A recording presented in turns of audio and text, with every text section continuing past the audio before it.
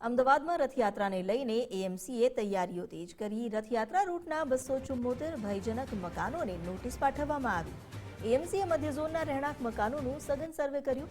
ખાડિયા, દરિયાપુર અને કાલુપુરમાં જે ભયજનક મકાનો જાહેર કરાયા છે આ મકાનોને ઉતારી લેવા માલિકોને કડક સૂચના આપવામાં આવી છે।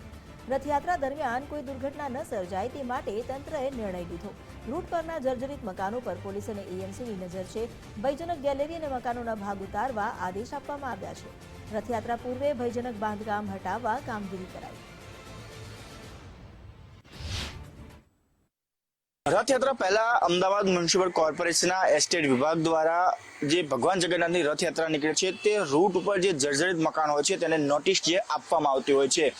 ત્યારે આ વર્ષે પણ એસ્ટેટ વિભાગ દ્વારા જે છે નોટિસ આપવાની જે કાર્યવાહી છે હાથ ધરવામાં આવી છે। ખાસ કરીને ખાડિયા, કાલુપુર, જમાલપુર, દરિયાપુર, શાહપુર જે વિસ્તાર છે જે અમદાવાદ શહેરની પોળનો વિસ્તાર આવ્યો છે ત્યાં જે છે જાહેર નોટિસ આપવામાં આવતી હોય છે। ત્યાં બહાર પણ જે છે નોટિસ બોર્ડ લગાવવામાં આવતી હોય છે કે આ મકાન ભયજનક છે।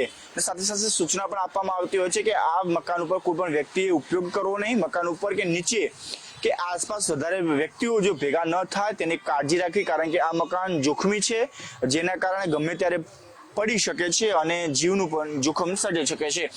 ઉલ્લેખનીય છે કે આ વર્ષે પણ અંદાજિત 274 જેટલા મકાનો અત્યાર સુધીમાં કોર્પોરેશનના એસ્ટેટ વિભાગ દ્વારા નોટિસ પાઠવી દેવામાં આવી છે। સાથે સાથે આગામી સમયમાં પણ વધુ જે કાલુપુર હોય, શાહપુર હોય, દરિયાપુર જે વિસ્તાર છે, કારણ કે આ વિસ્તાર એવો છે કે ખૂબ ગીચતા હોય છે અને પૌરાણિક જે વિસ્તાર હોય છે જે તેના આ મકાનો જે છે ત્યાં ખૂબ જ જર્જરિત હોય છે અને તેના કારણે રથયાત્રા સમય દરમિયાન જ્યારે ભીડ એકત્રિત થતી હોય છે ત્યારે લોકો જે છે એ આ મકાન ઉપર ન ચડે અને મકાન જર્જરિત ન થાય તેનું ખાસ અમદાવાદ મ્યુનિસિપલ કોર્પોરેશન એસ્ટેટ વિભાગ દ્વારા રાખવામાં આવતું હોય છે અને જેટલા પણ ભયજનક મકાનો હોય છે એ તમામ જે મકાનોને છે નોટિસ પાઠવવામાં આવતી હોય છે।